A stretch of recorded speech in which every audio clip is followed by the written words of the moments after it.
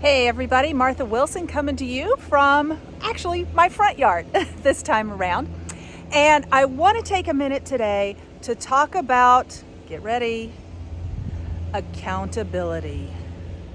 Now, if you're coming to me from a government or organizational background, probably not a surprise to you that accountability is not a fun word. It's often not a fun word for us, because when you come from that kind of world, the word accountability usually means somebody's going to be punished.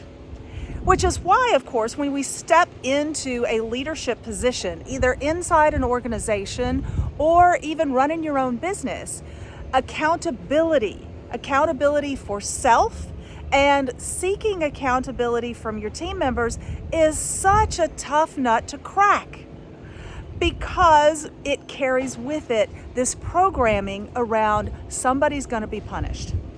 So whether you're the person who struggles with accountability, that you hate accountability, as in others who want to, quote unquote, hold you accountable, or in the entrepreneurial world, it's often described as, we're going to help you be accountable. Oh dear God, who would ever want that, right? So if you're one of those people who struggles with that, or you struggle with asking for accountability from your team, I'm going to give you a little tip here as to what's really going on in the background and why people struggle with accountability. So there are usually three big reasons that people struggle with accountability. So the first of those reasons is they actually don't know what they're being held accountable to. They don't know what they're being held accountable to.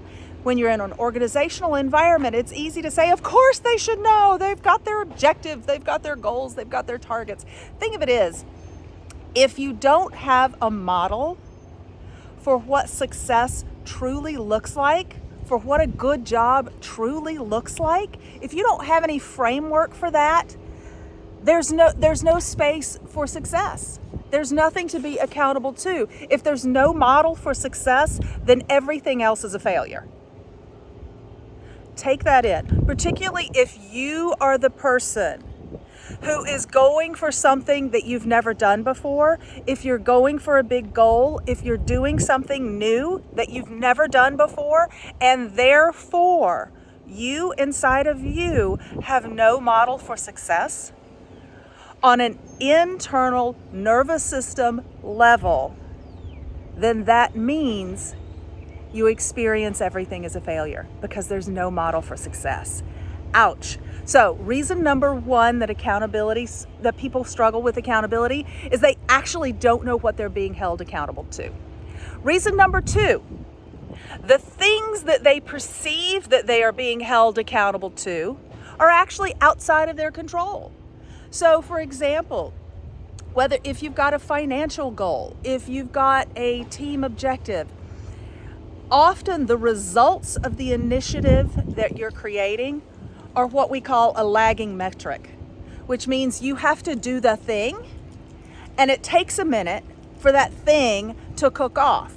But you're holding yourself accountable, or you're holding your team accountable to the lagging metric.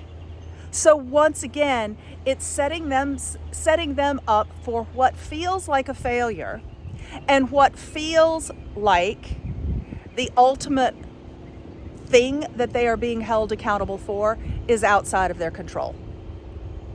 Talk about a recipe for disempowerment, internally and externally.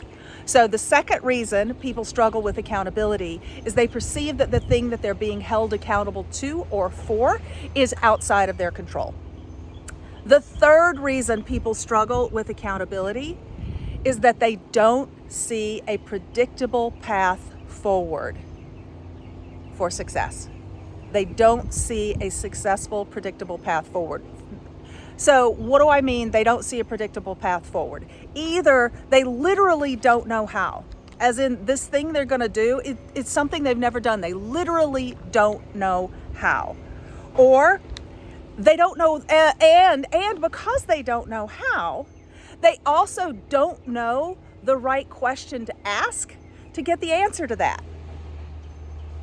And then lastly, they perceive that the how, and yes, I have notes, you see me looking down, but because this is a topic that admittedly I've been struggling with, have often struggled with, and this is the piece, in fact, that now gives a way forward both for me and my team. So again, this third piece, not seeing a predictable path forward, what does that look like? Either they don't know how, because they've never done it before, they don't know the question to ask because they're so unfamiliar.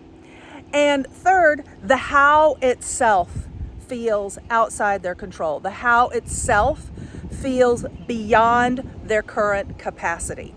Meaning, I actually can't do that. You're telling me this is how to do the thing, but I perceive in myself that I can't do that. So the next time you're struggling with accountability or being held accountable, not wanting to be held accountable, just know that this is what's actually running in the background for you. So when you can slow that train down and understand that this is what's actually happening, now you do have a way forward. Now you do know the question to ask.